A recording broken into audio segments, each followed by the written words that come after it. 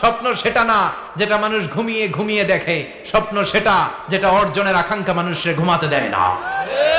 এটা ছিলেন সৈয়দনা ইব্রাহিম। এবার আল্লাহ ডেকে বলেন, নমরুদ অনেক হয়েছে আর না, অনেক চান্স তোমারে দিছি, আমি অনেক ছাড় দিছি, মাগার ছেড়ে দিব না। আল্লাহ কি দেয়? ছাড় দেয়, ছেড়ে দেয় না। মনে থাকবে? চিল্লায় বলেন তো, আল্লাহ কি দেয়? কি দেয় না? নমরুদরে এতক্ষণ ধরে কি দিছে, কিন্তু কি আল্লাহ ছেড়ে দিবে? কথা বলেন।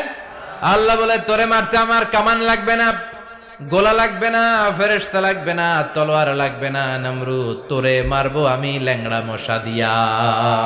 ফাআরসালাল্লাহু তাআলা বাউদা, আল বাউদাতু জুনদুম মিন জুনুদিল্লাহ। এই মশাগুলো আল্লাহর সৈনিক।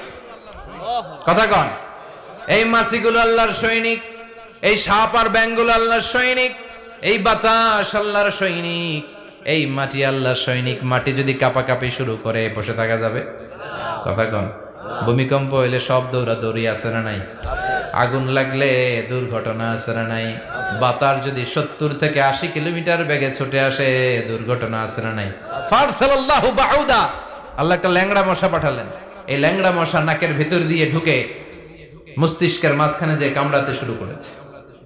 মশার কামড় খাইছেন না আপনারা? শীতকালে যখন আমরা কম্বল মোড়া দিয়ে ঘুমাই, কানের সামনে যখন পন পন শুরু করে কেমন লাগে? কি বিরক্তি লাগে না? আবার ঝেড়ে টেরে আবার শুই, আবার পন পন। তো পন পনের আওয়াজই আমাকে সহ্য হয় না। ওই মশা নাকি দিয়ে ঢুকে এদিকে কামড়া, ওই বেড়ার কেমন লাগে? কথা কন। নাকের ভিতর দিয়ে মশা ঢুকে ভিতরে কুটকুট কুটকুট করে কামড় মারে। এই কামড় খাইয়া নমরুদ এবার নাচানাচি শুরু করছে। I M A disco dancer. Or dance দেখে সবাই হাসে, একেবারে I M A disco dancer. Or dance দেখে সবাই অবাক। ঘটনা কি? খোদায় লাফাইকে এতদিন ধরে সবাই নমরুদরে পূজা করতো আর বলতো নমরুদ সবচেয়ে বড় খোদা, নমরুদ সবচেয়ে। এখন খোদা কি করে? ড্যান্স দেয়। চিল্লা এখন কি দেয়? এবার নমরুদ বাঁচার জন্য মাথার মধ্যে আঘাত করে, কিন্তু মশা বের হয় না। চিল্লায় আওয়াজ করে উত্তরে বলেন, মশা ঢুকছে কার অর্ডারে? এই মশা বেরোবেও কার অর্ডারে? মাথার মধ্যে আঘাত করে ঘুষি মারে, কিল মারে, কিন্তু মশা বের হয় না। এবার আশেপাশের যারা আছে খাদেম খুদ্দাম কয়, তোরাও ঘুষি মার। খাদেম খুদ্দাম মনে মনে কয়, আজীবন অনেক মারছস, আজকে আমরা মারুম। সুযোগ পায়া কিলের উপর কিল আর ঘুষি। আজীবন অনেক কাজ করাইছিস আমাদেরকে দিয়ে, অনেক জুলুম করেছিস, আজকে সুযোগ পাইছে মতো মাইরা লই। খাদেম খুদ্দাম ওরাও কিল ঘুষি। ঘুষাইতে ঘুষাইতে চেহারার মানচিত্র পাল্টাই দিছে, মাকার মশা বের হয় না। এই মশা ঢুকছে কার আদেশে? কথা কন। এই মশাটা যদি বেরোতে হয়, অর্ডার লাগবে একজনের। চিৎকার করে বলেন, তিনি কে? নিজেও মারে, বেরোয় না। খাদেম খুদ্দামরা মাথার মধ্যে কিল ঘুষি মারে, বেরোয় না। নমরুদ কয়, এবার আমারে জোতা মার। কি মার? আমরা পরি প্লাস্টিকের জুতা, বাটার জুতা, অ্যাপেক্সের জুতা। আগে পড়তো খরমের জুতা। খরমের জুতা বানায় কি দিয়া? কথা কন। এবার কাঠের জুতা দিয়ে খাদেম খুদ্দামরা মাথার মধ্যে বাড়ি। পিটাইতে পিটাইতে মাথাটাকে ফাটিয়ে রক্তাক্ত করে জামিনের মধ্যে নমরুদরে শুইয়ে দিয়েছে। আর আল্লাহর সৈনিক সেই বাউদা মশা নাকের ভেতর থেকে শূন্যে উড়াল মেরেছে। চিল্লায় পড়েন আল্লাহু আকবার।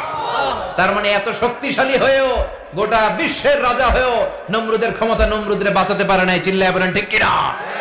এজন্য ক্ষমতা কাউরে বাঁচাতে পারে না, দাপট কাউরে বাঁচাতে পারে না, অহংকার কাউরে বাঁচাতে পারে না, সৈন্যবাহিনী কাউরে বাঁচাতে পারে না।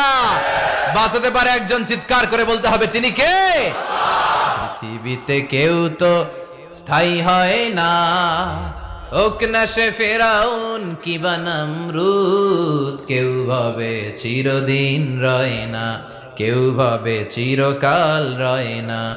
নমজে পড়ো আজ দিলে মে তোমার চরণ তলে, হৃদয় যায় নামাজ।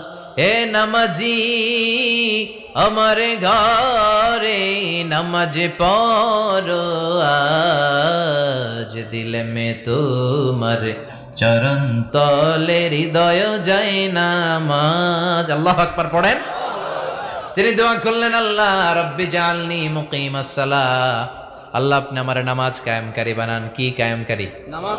তার মানে নামাজ পড়লে সবাই মিলে পড়তে হবে, ঠিক কিনা? নামাজ কায়েমকারী বানান। আমার সন্তান ইসমাইলের নামাজ কায়েমকারী বানান। আমার দোয়াটা কবুল করেন। কবুল করে নিল কে? আবার বললেন আল্লাহ মক্কার নিরাপদ বানান, কবুল করলো কে? আবার বললেন ওয়াবাস ফীহিম রাসূলা, আল্লাহ এই শহরে একজন নবী পাঠান, কবুল করলো কে? যত দোয়া করছে সব কবুল করে নিল কে? এজন্য সাইয়েদনা ইব্রাহিমের জীবনী থেকে কি কি শিক্ষা গুনতে শুরু করেন। নাম্বার 1, আল জিহাদু দিদ্দা শিরক। ওনার জীবন থেকে প্রথম শিক্ষা হচ্ছে শিরকের বিরুদ্ধে জিহাদ। মুমিনের জীবনে জিহাদ চলবে কিসের বিরুদ্ধে? উনি মূর্তির সাথে আপোষ করে নাই, গাছের সাথে আপোষ করে নাই, মাছের সাথে আপোষ করে নাই, ধ্রুবতারা চাঁদ সূর্যের সাথে আপোষ করে নাই। উনি এক আল্লাহকে খুঁজে পেয়েছে। চিল্লায় বলেন ঠিক কিনা? আল্লাহ সব গুনাহ ক্ষমা করে, শিরকের গুনাহ ক্ষমা করে। 2 নাম্বার শিক্ষা হচ্ছে সত্যকে অন্বেষণ করতে হবে। ওইটা আমার বাবার বিরুদ্ধে যাক, ওইটা আমার দাদার বিরুদ্ধে যাক, ওইটা আমার দলের বিরুদ্ধে যাক, ওইটা আমার মতের বিরুদ্ধে যাক, সত্য যেখানে আমিও সেখানে। চিল্লায় এখন ঠিক কিনা? এটা হচ্ছে সাইয়েদনা ইব্রাহিম আলাইহিস সালামের ঈমান স্পিরিট। শিরকের বিরুদ্ধে মুমিন জিহাদ করবে। সত্য যেখানে আছে মুমিন তালাশ করে সেটাকে ছিনিয়ে আনবে। সাইয়েদনা ইব্রাহিমের জীবনী থেকে 3 নাম্বার শিক্ষা হচ্ছে ভিশনারি অ্যাটিটিউডের হতে হবে মুমিনের। আমরা খালি 10 বছরের হিসাব করি, 20 বছর, 50 বছর। ইহুদিরা হিসাব করে 200 বছরের। কোনো কাজ করার আগে 200 বছর পরে কি হইতে পারে ওইটা হিসাব করে। সাইয়েদনা ইব্রাহিম এরকম ভিশনারি ছিলেন। এজন্য দোয়া করেছেন রব্বানা ওয়াবাস ফীহিম রাসূলা। আল্লাহ যদিও ধুধু প্রান্তর জনমানব হীন একটা এলাকা, আপনি এলাকায় এমন একজন নবী পাঠায়েন যেই নবীর আঁচলের নিচে গোটা বিশ্বটা একত্রিত হয়ে যাবে। কবুল করলেন কে? কি ভিশন দেখছেন, কি ভিশনারি অ্যাটিটিউড। তিনি তখন থেকেই বিশ্বনবীকে দেখতে পেয়েছিলেন। এজন্য ভিশনারি অ্যাটিটিউডের হন, স্বপ্নবাজ হন। স্বপ্ন সেটা না যেটা মানুষ ঘুমিয়ে ঘুমিয়ে দেখে, স্বপ্ন সেটা যেটা অর্জনের আকাঙ্ক্ষা মানুষকে ঘুমাতে দেয় না। এটা ছিলেন সাইয়েদনা ইব্রাহিম, ভিশনারি অ্যাটিটিউডের ছিলেন। 4 নাম্বার শিক্ষা যোগ্য প্রজন্ম তৈরি করে যাওয়া। উনি কি প্রজন্ম তৈরি করছে দেখেন। প্রথম ছেলে ইসমাইল, দ্বিতীয় ছেলে ইসহাক। ইসহাকের চ্যানেলে বনি ইসরাইলের সব নবীরা আসলো, আর এই চ্যানেলে বিশ্ব নবী আসলো। তার মানে বাপকা বেটা সিপাহিকা ঘোড়া। প্রজন্ম তৈরির দরকার আছে না নাই? শিরকের বিরুদ্ধে লড়াইয়ের দরকার আছে না নাই? আর নবীদেরকে মডেল হিসেবে মানার দরকার আছে না নাই? আমাদের মডেল কি কবিরা না নবীরা? নায়করা না নবীরা? নেতা নেত্রীরা না নবীরা? আমরা যেন নবীদেরকে মডেল হিসেবে মেনে জান্নাতে উপযুক্ত হতে পারে। আল্লাহ তুমি তৌফিক দান করো। আরো জোরে পড়ি আমিন।